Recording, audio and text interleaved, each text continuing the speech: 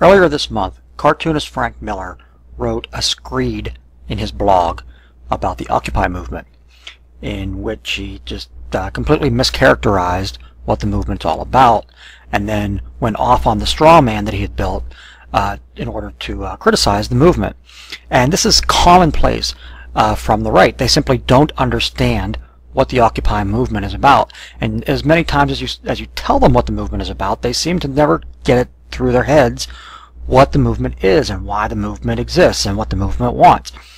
It really shouldn't be that difficult for them to understand, because a lot of the things that the right has been complaining about for years are actually things that are part and parcel of the Occupy movement. It's favoritism given to the banks and to lobbyists and to financial institutions at the expense of the middle class. That's the issue that the Occupy movement has. That's the issues that they're trying to overcome. Those are conservative issues. Those are not liberal issues.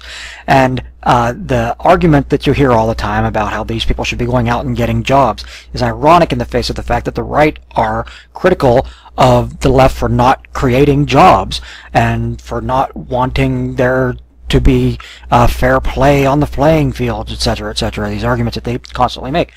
So I want to take one point that one conservative has made and demonstrate to you, using this point, how we're actually in agreement.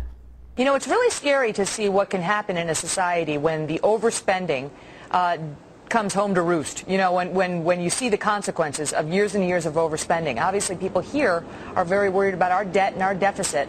Congressman Paul, could this kind of thing happen here? Could what we're seeing in Greece and California happen on a nationwide basis here? Absolutely, and there's going to be anger and there's going to be riots in the streets as well. But this is all a consequence of the fact that why and how do governments spend like this? It's because they don't have sound money. When we run up deficits, we tax, but never enough. We can't tax. It would ruin the economy. Then we borrow, and we get away with that for a long time.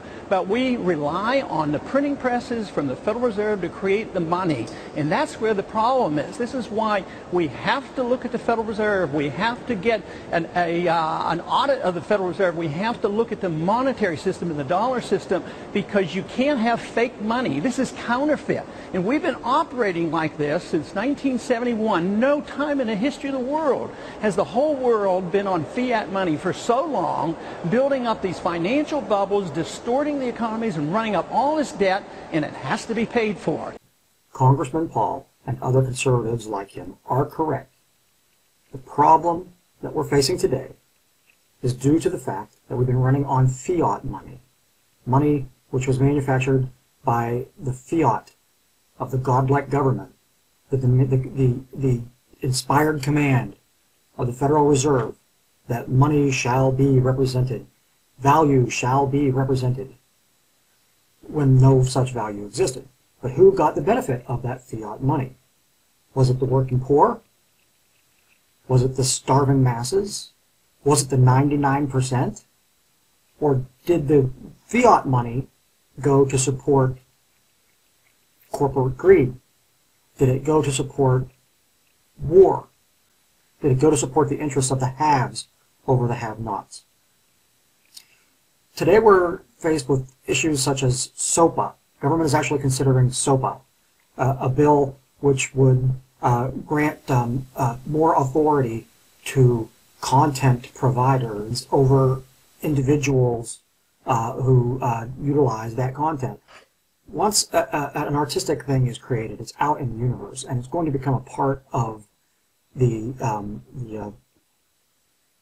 zeitgeist. It's going to become a part of the culture. That's actually what you want when you create something like the Munsters, or when you create a catchphrase like "Get her done," or "And now your moment is zen." But when you do these things and then you fight against those people who would use it as a mimetic device, you're undoing what you tried to do in the first place, because you can't capitalize on it.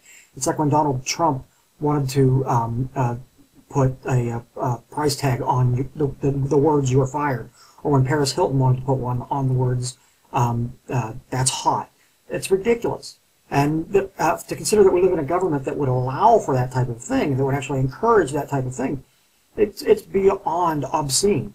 You have Viacom. I've made this point before, but you have Viacom fighting against YouTube users using clips of their programs for purposes of commentary, while two of their most popular programs are The Daily Show and Tosh.0, both of which rely on using clips for purposes of commentary. It just boggles the mind. So, yes, Congressman Paul is correct. The problem is that there's no actual value in our money.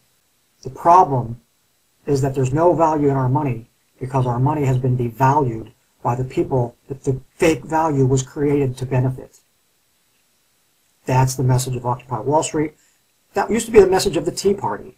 That should be the message of the Republican Party and the Democrat Party and the Libertarian Party and any party that should happen to come along, except for maybe the Socialist Party. And because it's not, the Socialist Party is the party that people are beginning to identify with, and that doesn't work in the interests of the people who are fighting Occupy Wall Street, especially not considering the means that they're using to fight Occupy Wall Street. Marie Antoinette said, "Let them eat cake."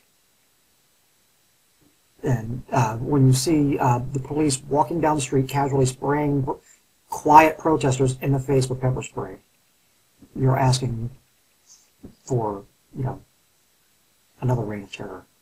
Viva la revolution. Thank you.